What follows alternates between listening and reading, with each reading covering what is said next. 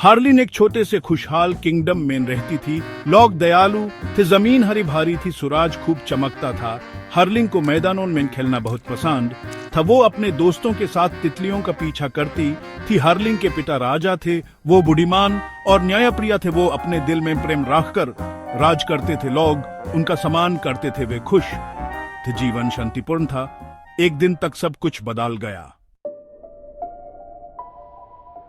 आसमान में एक काला बादल दिखाई दिया। ये किंगडम की ओर बढ़ रहा था। ये खान लखन के नेतृत्व में एक सेना थी। खान लखन एक क्रूर आदमी था। वो किंगडम पर राज करना चाहता था। खान लखन ने अपने सैनिकों को महल भेजा। वे राजा को ले गए। लोग डरे हुए थे, उन्हें नहीं पता था कि क्या करना है। हार्लिन उदास और गुस्से में थी। उसे अपने पिता की याद आ रही थी। वो अपने लोगों की मदद करना चाहती थी।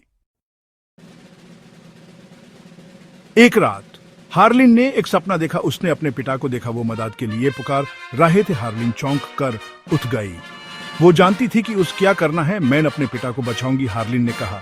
मैं अपने किंगडम को बचाऊंगी। हार्लिन बस एक छोटी लड़की थी, लेकिन वो बहादुर थी। वो दृढ़ निश्चयी थी। उसने एक बग पैक किया। उसने अपने पिता की तलवार ली। वो अपनी खिड़की से बाहर निकाल गई। हार्लिन अपनी खोज के लिए तैयार थी। हार्लिन की यात्रा लंबी और खतरनाक थी। उस नदियों को पार करना पड़ा और पहाड़ों पर चढ़ना पड़ा। उसका सामना जंगली जानवरों और खान लखन के सैनिकों से हुआ, लेकिन हार्लिन ने कभी हार नहीं मानी। रास्ते में उसकी मुलाकात नए दोस्तों से हुई। वे दयालु और मददगार थे। उन्होंने हार्लिन को चुनौतियों से पार पाने में मदद की। उन्होंने उस खाना और आश्रय दिया। हार्लिन के साहस और दया ने उन्हें प्रेरित किया।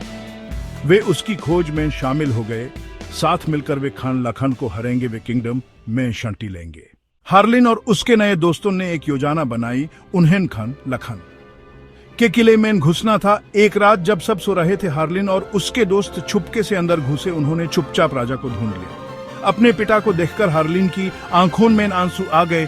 उसने उन्हें कसके गले लगा लिया। राजा ने हार्लिन की बहादुरी की तारीफ की। वह कितनी बहादुर लड़की थी, लेकिन अब उन्हें भागना था। हार्लिन और उसके दोस्तों ने सैनिकों से लड़ाई की।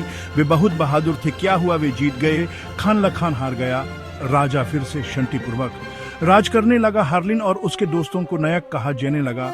लोग बहुत खुश थे और उन्होंने हार्लिन की बहादुरी की कहानियां सुनाई।